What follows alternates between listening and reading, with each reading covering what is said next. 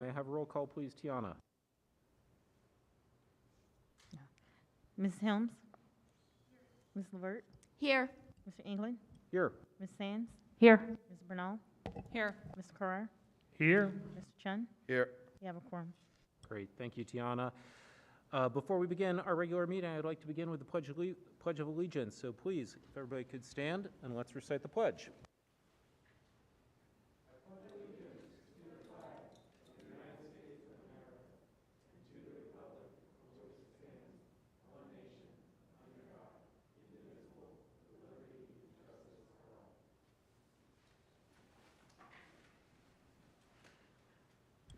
Thank you, and good evening, and thank you to everyone that has joined us here in person or on the live stream, especially this month as we are starting at a slightly different time.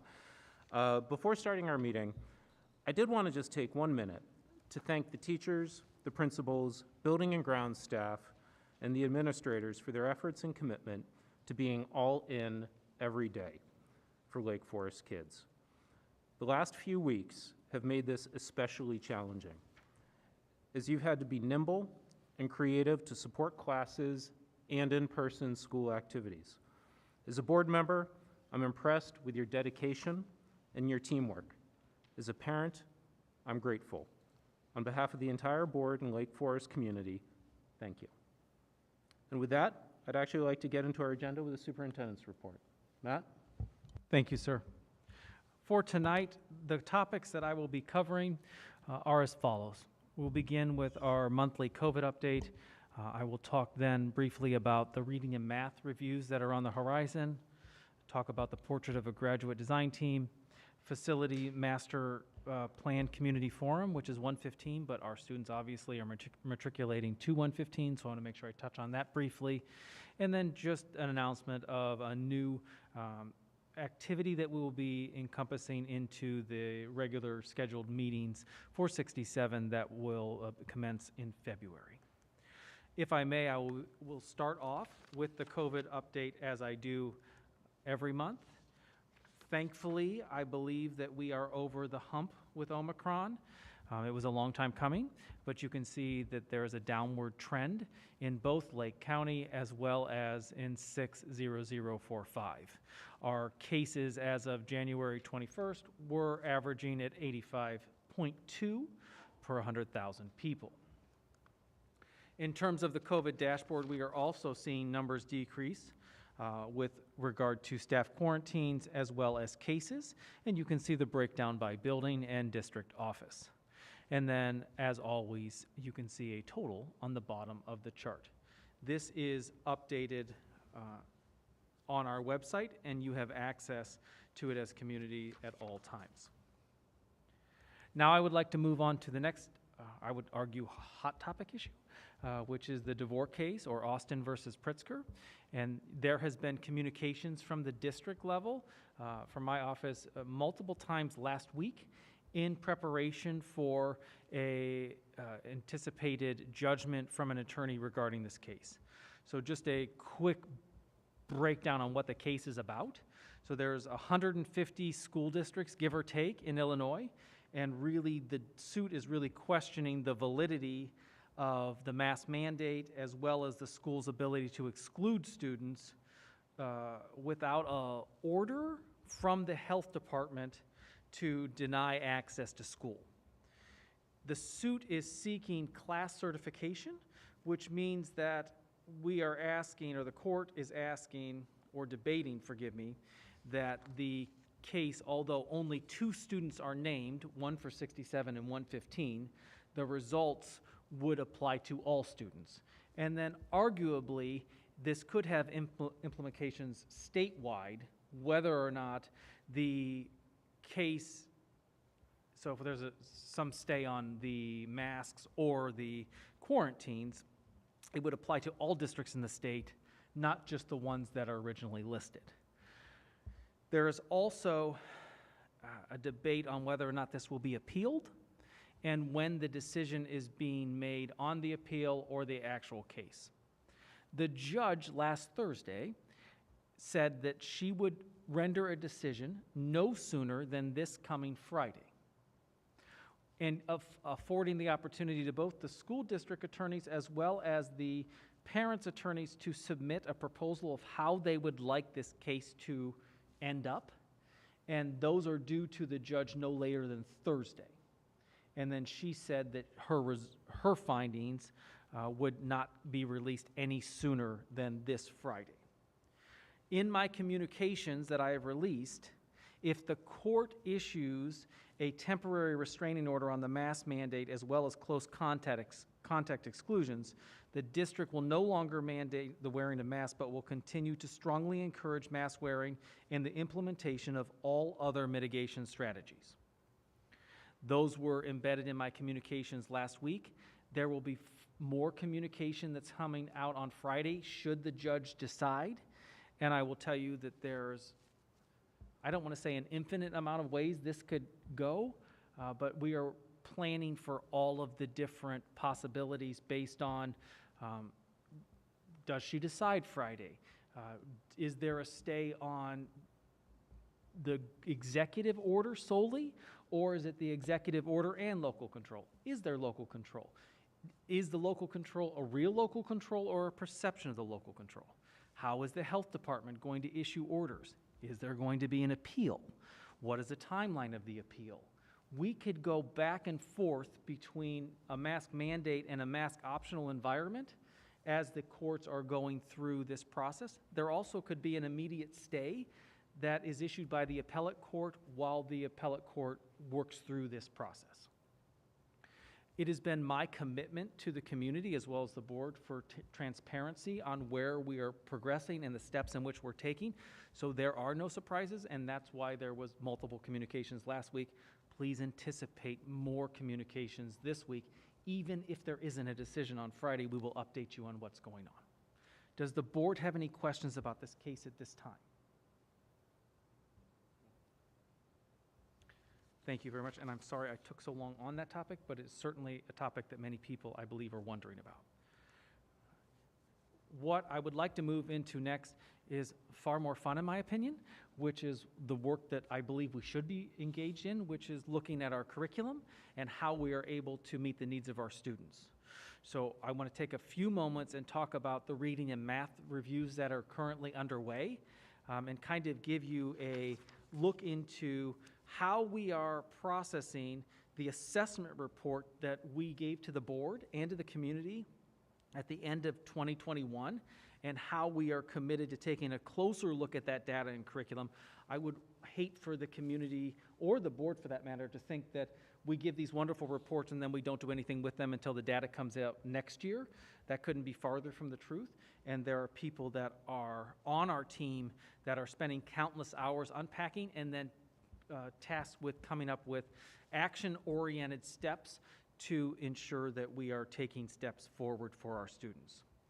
We have two major curriculum reviews currently underway, one for K-8 reading and one for 6-8 math. So K-8 reading and 6-8 math. The reading review is being led by the Director of Teaching and Learning, Dr. Jeff McHugh, as well as the literacy coaches, with close coordination with the District 67 English Language Arts Committee. I say that so the board knows that the teachers are intimately involved in this process, as they should be.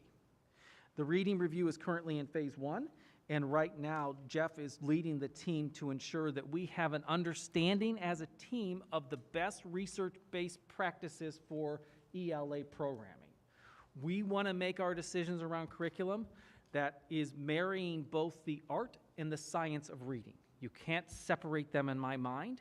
So we are working with the teams, forgive me, Jeff is working with the teams to ensure that they are doing a deep dive into the research-based practices. We are also working with the Regional Office of Education to examine our data, which will help us truly take a look into a needs assessment of where we need to go. During the 22-23 school year, or next year, we will transition into phase 2. And in phase 2, we will be examining resources, schedules, curriculum calendars, assessments, and professional learning needs, as well as starting the, I'm going to take a stop. I'm going to take a pause and say that's where we are with reading Do we have questions about reading before I start talking about math and where we are in that process? I'll only add one comment in that in meeting with Dr. McHugh to discuss the Education Committee work that's ahead, his excitement around the learning that's going on in this phase one of this process is tremendous. So I'm really excited for what's going to come out of all of this work. I am too. In my previous district, as a high school science teacher, to really do a deep dive in my previous district about the science of reading, I read one too many articles to be just dangerous enough to argue with people. And it is an electrifying topic, as boring as it may sound for some folks. When you dig deeper in this and you have the opportunity to engage in thoughtful dialogue with our staff about how they can truly meet the needs of students when they are impressing upon the very youngest of our students of how do you teach them to read and then how it matriculates up, that is wonderfully enriching conversations, and it elicits many different diversity of thoughts and all of those voices at their table right now to figure out how to best address the needs. The assessment report in 2021 said there are needs that need to be addressed, and this is falling in line with that review accordingly. In terms of math, Dr. McHugh is also conducting a math review for 6-8, working with the district math coach as well as the math committee and the DPM math department. They are currently in phase 2 for the math curriculum undertaking. Jeff collaborated with middle school math teachers and the math instructional director at LFHS to research numerous curriculum resources. One of the benefits of shared services that we can tag team to see where our students are going in the high school, what do we need to prepare them with in terms of skill sets, and how can we ensure that there is a through line between what we're teaching in 67 to best prepare our students to be successful in 115. The math teachers will pilot materials in February and March, and if we feel if any of those resources are an improvement over our current resources, we will bring a recommendation to all of you in April. So we're a little farther with math than we are with reading, and I would also argue math is a little easier to chunk out right now because we're only talking about grades 6 through 8, where reading we're looking at K-8 in its entirety. Expect that the reading implementation to take this second half of this school year and really the bulk of next year before we're making a major change. If we're making a major change. I would like to move, do you have any questions about that? Yeah, so on math, you said, hey, we're closing out on phase 2, or we're in phase 2 right now. When should the board expect a report on any potential math changes? April. So there will be recommendations in April. There's an ed committee meeting next week, I think. It's February 3rd, I think. Yeah, next week. So next week, so the board will get an initial preview from Jeff on where he thinks it is, so he will be able to, sorry, Rebecca's grabbing the mic, so I'm afraid I'm saying something incorrect. No, you're saying the exact correct thing. So February 3rd is the Ed Committee meeting, but Dr. Montgomery had asked that Dr. McHugh come to the February workshop potentially to share this out as well. But I know that that needs to be discussed with the board president, but that was on the potential agenda. And I think that's just speaking, thank you, Rebecca. I think that's just speaking to the need that I want to make sure that not only the Ed Committee board members are getting access to this, but we're giving the opportunity for the whole board to hear the information as well.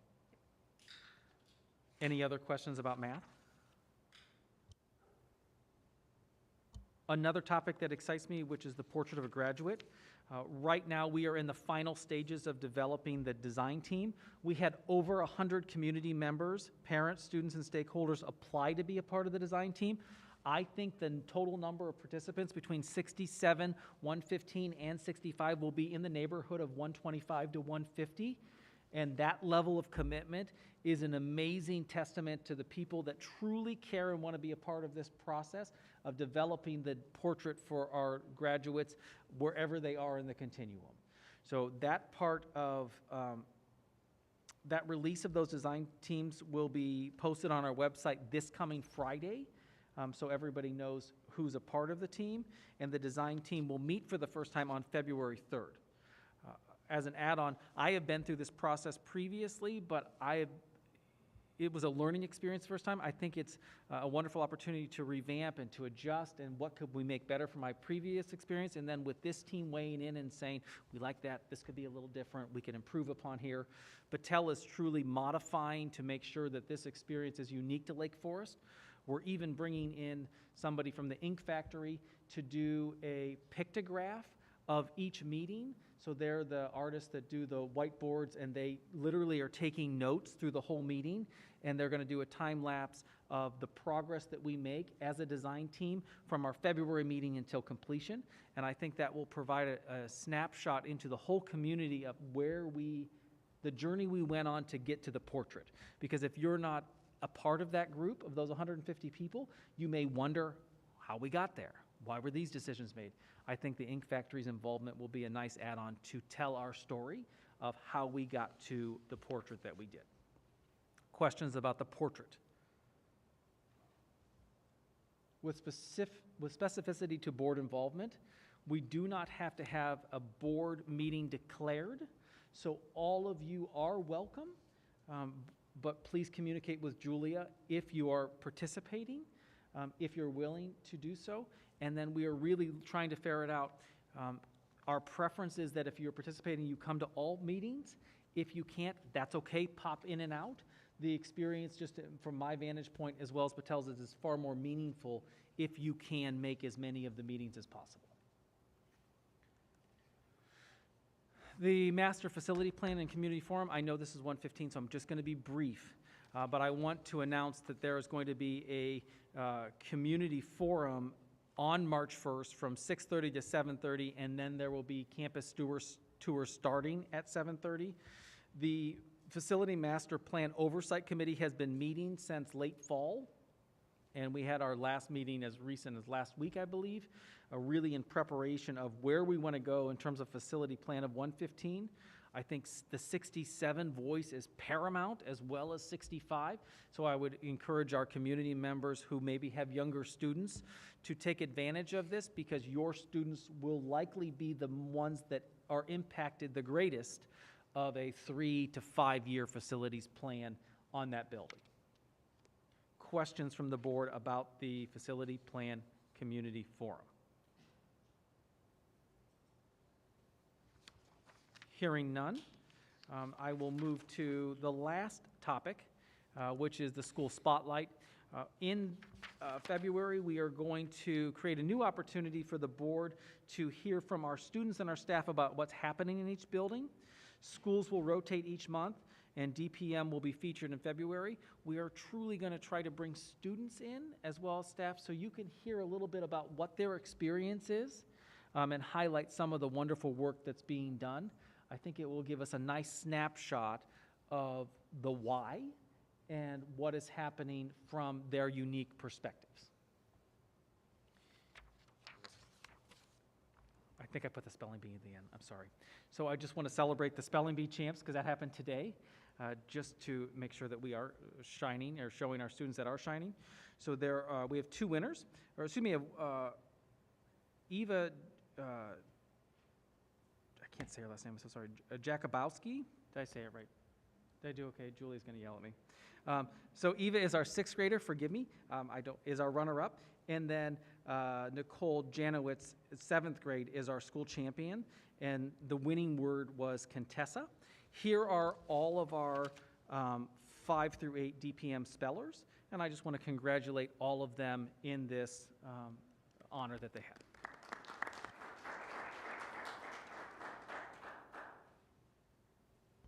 Thank you for enduring my rather elongated superintendent's report. Thank you, Matt. Any final questions from the board for Matt? Seeing none, we will now at this point move to our first opportunity for public participation. Just to be super clear, we will have 2 opportunities for public participation tonight. This first opportunity for public comment will be limited to comments about action items on tonight's agenda. The second opportunity for public comment can be about whatever topic you would like to address the board about. A couple of ground rules for public participation according to our board policy of 2-230. Please, after being recognized by the board president, state your name, before addressing the board. Everybody will be given 3 minutes for their public comment. Please, let's not try and be redundant. If you agree with somebody else's comment, please state that, and please try and be additive to it. To ensure any accurate response, detailed questions posed to the board or to the administration will be listened to and taken under advisement. The public is always welcome to meet with school officials to receive information, discuss ideas, or express concerns. And lastly, if there are any letters or other written materials, they may be submitted to our board clerk, Tiana, for public record. So with that, are there any members of the public who would like to address the board at this time about agenda items? All right, seeing none, we'll go into some of our action items. First one will be committee reports. Suzanne, do you have an education committee report? The Education Committee will be meeting next Thursday, February 3rd at noon here at West Campus. Thank you, Suzanne. Alice, Finance and Ops. The Finance and Ops Committee has not met. Thank you, Alice. And Policy, Rich. Policy Committee is set to meet, when is that? February 7th. Thank you. Great. Thank you, Rich. We'll move to liaison reports. Suzanne, True North. So from True North, they are moving into their pre-forecast and forecast meeting stage of the year, which means they meet with the administrative leaders in each district to look at what services and spots in their programs might be needed by those districts, and that's how we begin the budget building process at True North. This year, for the first time, they hosted an innovation showcase. So after they had meetings early in the fall with districts to figure out what are your needs, what are you looking for, they created this showcase to share these are going to be the types of services that we're going to offer in response to the needs of our member districts. And so that's a new process that they started. There's some facility planning work that's going on at True North that was in my report. Another big thing that came up was we did a cybersecurity audit that resulted in some significant recommendations that are going to have some financial implications going forward that we're going to be taking care of. And also, Dr. Schneider and I were in the Inclusive Education Project podcast, and that was linked into the report as well, and I would encourage you to listen. It's not very long. It was only about 30 minutes. This is a podcast being done by 2 advocacy attorneys out of California who have started this nonprofit related to serving kids with disabilities. And we had a great conversation with them, so I would encourage you to listen, and I would encourage people in our community to listen. Also attached to my report are the 3 articles that Dr. Schneider shared. As I've told you previously at True North, at our meetings, we have a period of each meeting that is for professional development of the actual board to understand and build understanding around best practices in serving the population of students with disabilities. And so I would highly encourage you, when you have some time, to read through those articles. I know that time is always of the essence, but if you're only going to read one of them, the one called Attitudes and Beliefs About Disabilities is really worthwhile, and I would encourage not only my fellow board members, but members of our community and our staff to look at that one as well. And I believe our next meeting is February 9th at 7 p.m. Thank you, Suzanne. Any questions from the board for Suzanne? Seeing none. Carl, can we have an update on Springfield? Yes, thank you. My report this month is going to discuss a little bit of EdRed's current lobbying efforts and a summary from the IASB on current legislative items. So start off with EdRed. They continue working with our local representatives and have driven a few initiatives. One in particular is House Bill 2778. And so EdRed has successfully pushed for a veto of that bill, and that was for the COVID school employee benefit and wage protection bill, because as it was written, it would have greatly impacted our school's ability to remain open. The governor did veto the bill, but is working on an alternative. And there's more to follow that. It's in the news. You can read more about that. EdRed is working on a bunch of other initiatives, and they're attached within my full report on the agenda. Next item is a quick summary of the IASB legislative items impacting our schools. Some of the bills that are under consideration include one that is going to create and maintain a statewide 988 suicide prevention and mental health crisis system. Another bill is kind of follows up with that, is going to require school districts to develop and implement a plan for instructional services and/or special accommodations for students who suffer from trauma related to experiencing the death of a family member by suicide or homicide. So a couple big things that are going on there. There's a bunch of other bills, of course, under consideration. It's been a very busy legislative session so far. There's more details within the report itself. One thing that IASB is also doing is a new initiative called Advocacy Fridays. It's an opportunity for interested school board members to take part in presentations by IASB, the governmental relations staff, which could be interesting for any one of the members here, and I can send you more information on that. It's in the weekly report, but I'll send it out to everybody. Okay, last item, I swear. District 115 did pass our state legislative priorities in their last meeting, which is great news. D67 discussed the item at their December meeting, but didn't take a vote on it. I understand that it's going to be in their next meeting, so we'll discuss again, and hopefully, with any luck, they'll vote on it, and we'll be in full alignment for our community. So more information in the next meeting. And that is it, and I'm looking forward to the rest of the meeting here. Thank you, Carl. Any questions from the board for Carl? Seeing none. Rich, could we get an update on the Spirit? Of course, the Spirit of 67 is excited about the promise of 2022. The Spirit is thrilled to report that Cherokee and Everett schools have exceeded their annual school year goal of reaching 80% family participation in donations to the Spirit of 67. Additionally, DPM also has exceeded their annual goal of 70% participation. By reaching these goals, all 3 schools earned discretionary funds to support their students. The Spirit needs just a handful of families to donate to Sheridan to hit their goal too. We thank all of our families for contributing to the school funds. The Spirit is kicking off 2022 with a new event this February called The Spirit is Sweet on Our Students.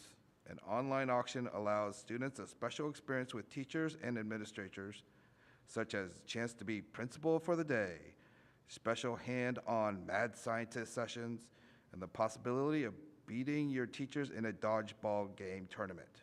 That is in a dodgeball game tournament, not beating your teachers. Families can bid to reserve their coveted up-close graduation tickets and reserve parking for special school events. And a few special community encounters too are possible, such as a ride in the LFFD fire truck or a chance to be a water boy girl at a Lake Forest High School varsity football game. You won't want to miss these opportunities generously donated by our District 67 teachers and staff. During the Spirit is Sweet on Our Students Week, the Spirit and schools will host an open house for parents to drop in to socialize and see some of the enhancements made possible at each school thanks to the Spirit 67 grants. Dates are being confirmed. Actually, I do have the dates. The open house dates are as follows. Cherokee, Monday, February 14th at 8 a.m. DPM. Tuesday, February 15th, the next day at 8:30 a.m. Everett, you'll have to wait till Thursday, February 17th, 8 a.m. And Sheridan, same day, February 17th at 10 a.m. Speaking of grants, grant applications are due January 27th. Grants can come from students, parents, teachers, and staff. The application is available at the Spirit Foundation website, so dream big and submit your applications to the Grant Committee by January 27th. That completes my Spirit report. Terrific. Thank you, Rich, and congrats to all of the schools who have hit their Spirit goals. And Sheridan, we're pulling for you. We know you can do it too. Any questions for Rich on Spirit? Seeing none. Emily, do you have an update on the APT? I do, thank you. It's a kind of hard act to follow there, Rich. But anyway, there's a lot of wonderful activities and events upcoming for the month of February. First up is through our Visiting Author Series, February 1st through the 3rd. The APT is thrilled to welcome Jerry Pilata, the author of the Who Would Win book series to the 3 elementary schools, presenting to our students. Thank you to the Spirit of 67 for generously funding this visiting author grant. Thank you to the school librarians and Yvonne Georgios for working to bring this program to our students. On February 8th at 6 p.m., through our generous grant provided by the Spirit of 67, the APT, in partnership with district administration, looks forward to bringing motivational entertainer Tom Coverly, the illusionist, to perform to our D67 community. During the morning, Tom will be presenting his anti-bullying program, Destroying Illusions, to our DPM students. In the evening, Tom will be performing an all-ages family comedy magic show for our K-8 students and families. The show will be held at 6 p.m. in the gym at DPM. Please mark your calendars to come join us. The APT will also be working on the Spread the Love campaign in honor of Valentine's Day. During the first 2 weeks of February, all students will have a chance to make Valentines to share with local nursing homes, City Hall, police and fire departments, the rec center, CROIA, and other local community groups. Thank you to the SLE committee for organizing this district-wide event. We look forward to spreading the love to our friends and neighbors. Next event is a district-wide APT program with our high school principal, Dr. Aaron Leonard, on Thursday, February 17th at 9:30. Dr. Leonard will be visiting our 67 community to talk about high school and upcoming tips to transitioning to freshman year.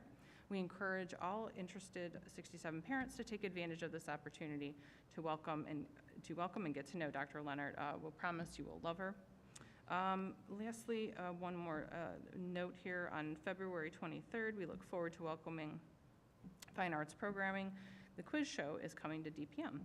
The DPM students will have an opportunity to show what they know as they attend this game show style assembly that is based on history and science curriculum they have been studying this year.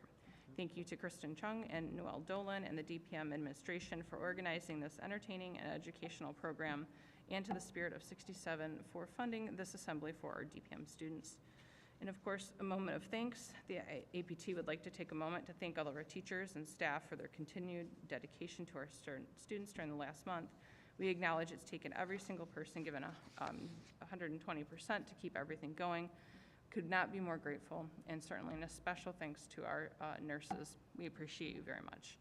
Last but not least is the upcoming meetings. The APT executive meeting is scheduled for February 9th, and right here at the West Campus Administration Building. That's it. Thank you, Emily, and thank you, Lake Forest. What just a great update across Spirit, Executive APT, Portrait of a Graduate. This is what makes our town great. Thanks, everybody. So we'll now move to action items. Our first action item, may I have a motion to approve the DPM chiller replacement? So moved. May I have a second? Second. Are there questions from the board on this? Carl? So Matt, first off, I'm super supportive of this. I guess I'd like to maybe get a full report, much like you're doing for the high school, what we need for our facilities.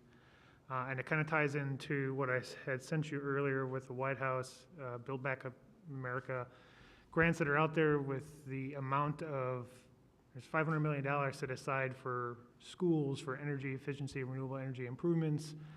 It's a great opportunity to maybe make some of these other major investments and get more energy efficient and have it come from the federal government to pay for these things, where it would reduce our overall operating costs in the future. So with this particular project, I would like maybe at another time go ahead and provide maybe a more comprehensive plan of where we can make bigger investments for the rest of our schools. I totally hear what you're saying, and we'll work with Dan Mortensen and Jen to lay out some options moving forward. And I was just going to add to that, I saw in the memo about this that there was a grant applied for the chiller, and it sounds like it hasn't been awarded yet. But I was wondering if there was any timeline. Are we still waiting, or is it just that we haven't heard and we don't know? I'll just politely say the state is not always fast. But I will also say that this $50,000 maintenance grant, if you just complete the application and submit the materials, no one gets denied. So we are not concerned in the delay. It's just they will approve it eventually. You have up to 2 years to expend the funds, so there's not a timeline issue as well on our end. And to just build a little bit more, Carl, at Cabinet, we've been talking about what projects we specifically want to work on in 67. So please know that that conversation is alive and well. Some of them were addressed in the tour, particularly in Cherokee, but I think it's much bigger than that. And please expect more information to be coming, because we have ideas right now that we're exploring, that have been explored in the past, but we're trying to ferret out what would our top 10 be to present to you, and then also then kind of get where you're at currently to talk about some improvements from infrastructure to innovation. So I think it's a wide net of what we're looking at in 67, independent of the work we're doing in 115 for sure. Perfect, thank you. Thanks. But Carl, just to make sure I heard your question or request, you are also, yes, there's the master plan around infrastructure and capabilities, but it was specifically tied to opportunities to take advantage of infrastructure bill federal funding, correct? Yes and yes.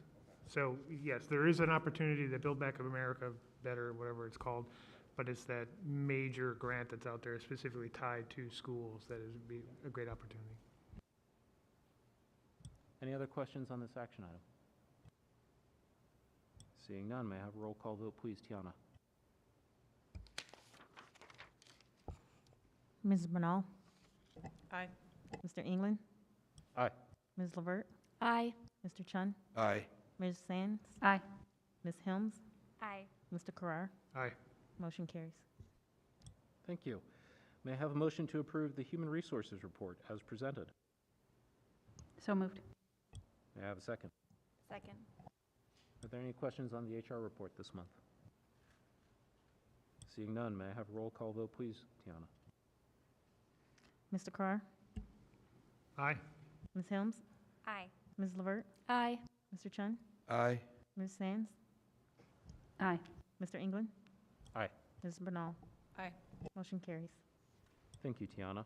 We'll now move to our consent agenda. As a reminder, any item may be removed from the consent agenda at the request of a board member.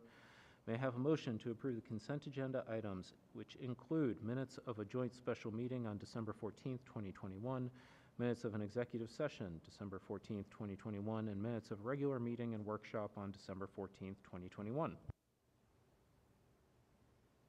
So moved. Thank you. May I have a second? Second. Are there any questions on the consent agenda? Seeing none, may I have a roll call vote, please, Tiana? Mr. England? Aye. Ms. Bernal? Aye. Mr. Chun? Aye. Ms. Helms? Aye. Mr. Carrar? Aye. Ms. Sands? Aye. Ms. Levert? Aye. Motion carries. Great. Thank you, Tiana. We'll now move to an update on Freedom of Information Act requests. There have been a few over the last month. One, Genesis Technologies, the status is complete. Stephen Goldman, the status is complete. Andrew Vitt, the status is complete. Joe Severino, the status is also complete. And lastly, Jonathan Fagg from WLS TV, status is complete. At this point, we'll move to our second opportunity for public participation. We welcome comments from the public about any topic not necessarily related to our agenda tonight. I'll not reiterate all of our policy points and guidelines regarding public comment. We will, as Tiana is getting prepared, Tiana will be timing public comment, and she is on top of it right now. I don't think this will necessarily be an issue tonight, but we'll have up to 60 minutes for public comment. So at this point, if there are any members of the public who would like to address the board.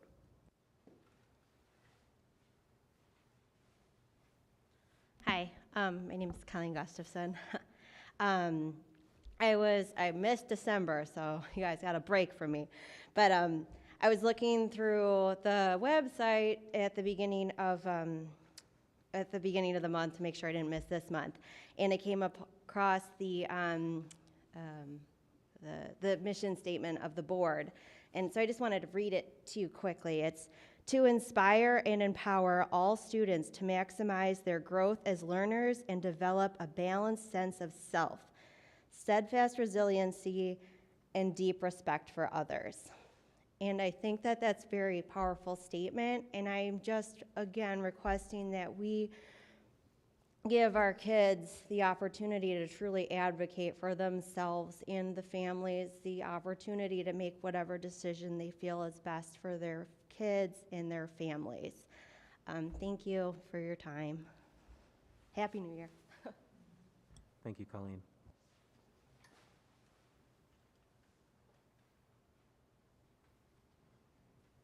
Hi, good evening. Ryan Martin again. Feels a little bit like Groundhog Day. I'm sure you're sick of seeing the same of us every month, but here we are nonetheless. Just a couple of quick points. I emailed the board after the Christmas holiday. Several of you responded, so thank you for that.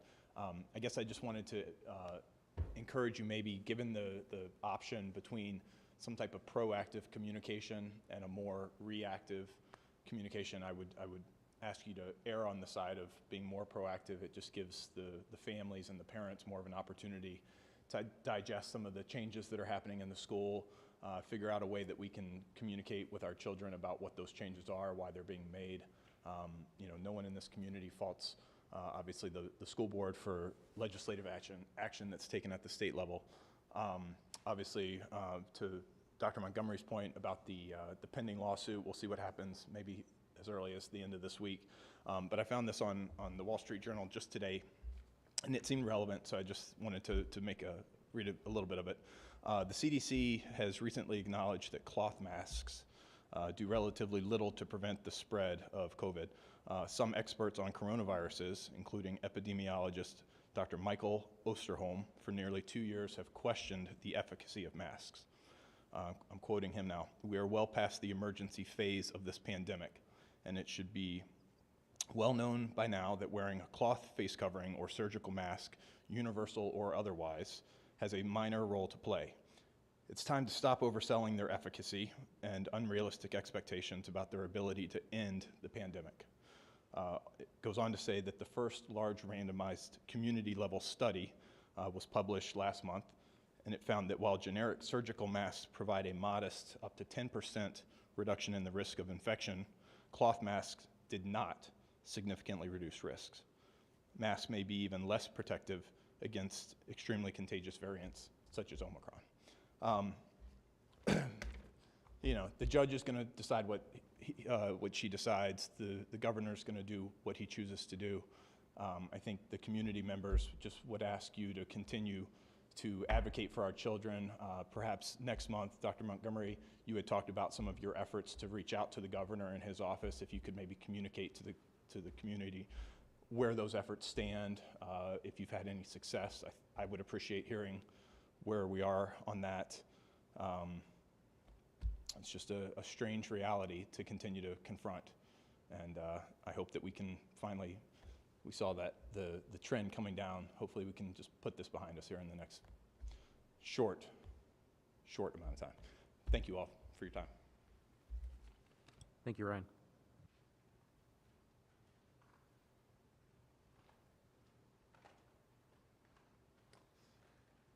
Hi, my name is Paul Markoff.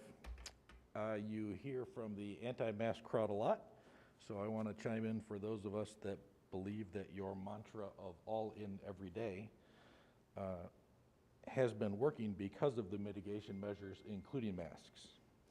The administration wanted to go mask-free at the start of the year, unlike any peer district in the area, and we've seen 2 giant waves of new COVID variants since that time. Now we got an email saying the district would simply comply with a ruling from a court in Springfield if the governor's mandate is enjoined.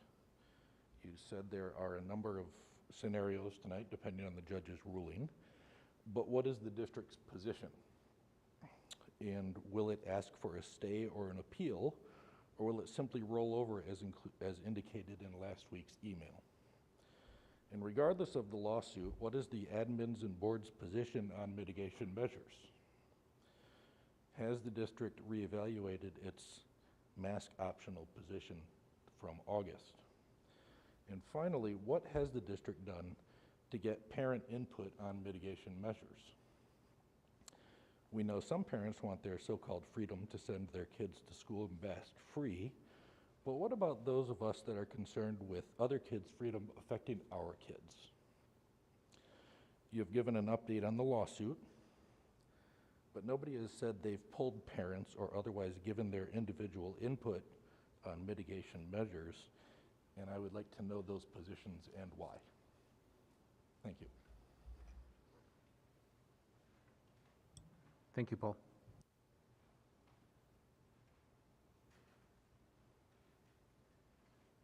Are there any other members of the public who would like to make a comment tonight?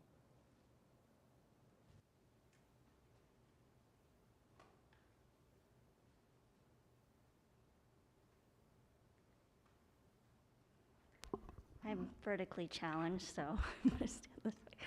I'm Shayna Fullerton. I'm a diplomatic observer. I am with Everett. I'm on the APT. I'm a Board of Ed liaison, so I'm excited to finally get to be in person.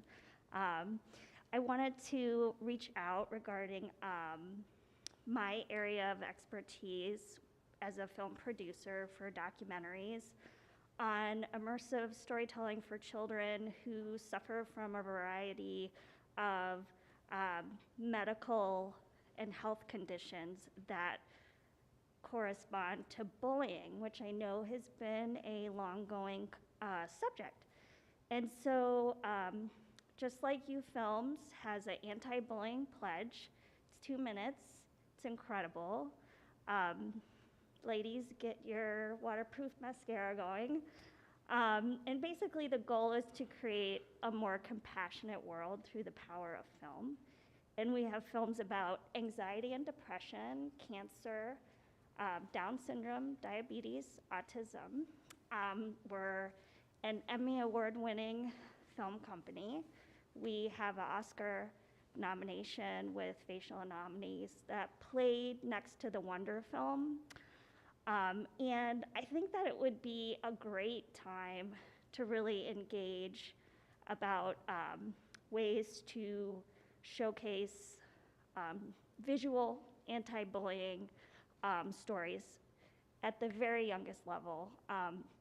It's been transformative being a volunteer at Recess and seeing at the youngest level of kindergartners actually being a little bit more rough than you would think. And so I think starting with the very youngest, rather than a top-down approach, would be very engaging. So I just wanted to share that with you and hope to engage further.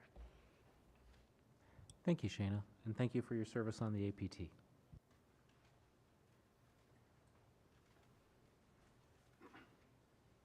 I just wanted to throw one thing out there. This is Jay Connolly. I've been here one other time to speak in a few other meetings so far. And one thing that was said earlier today, and I've seen somewhere else in blog posts or other places that I've read it, is this stance of, well, if we're not going to do the masks, what we'll do is we'll strongly encourage the mask wearing to continue and things like that. And I just want to put out there that strongly encouraging like a kindergartner or a first grader or something like that from their instructor is enforcing it, because the kids don't have the ability to, like, they're 6 or something like that. They're not going to like stand up to authority and be like, no, I believe in this or whatever. And so throwing things out there, putting things in front of the children like, well, I just like, it's respectful if you wear it, or it's the least you could do to protect your fellow students and things like that.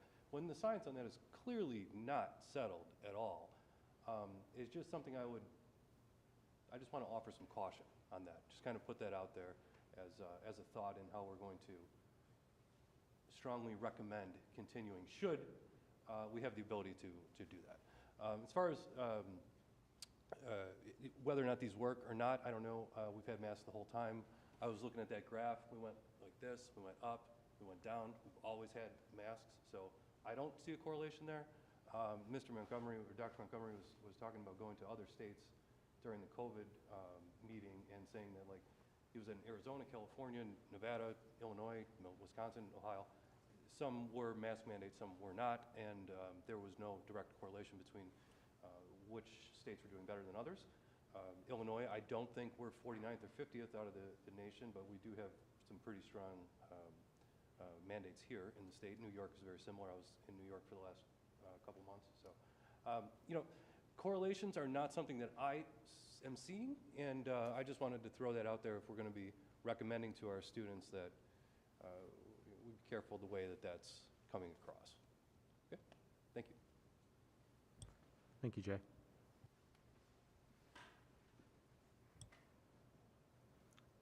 Seeing no, last chance? Seeing no other public comments tonight. Couple of announcements. On Monday, February 21st, there's no school in recognition of President's Day, and on Tuesday, February 22nd, is our next Board of Education meeting back here at our regularly scheduled time of 7 p.m. in the West Campus boardroom. With that, may I have a motion to adjourn the City Lake Forest School District 67 Board meeting for January 25th, 2022? So moved. May I have a second? Second. May I have a voice vote, please? All in favor say aye. Aye. Aye. The meeting is adjourned. Thank you, everyone.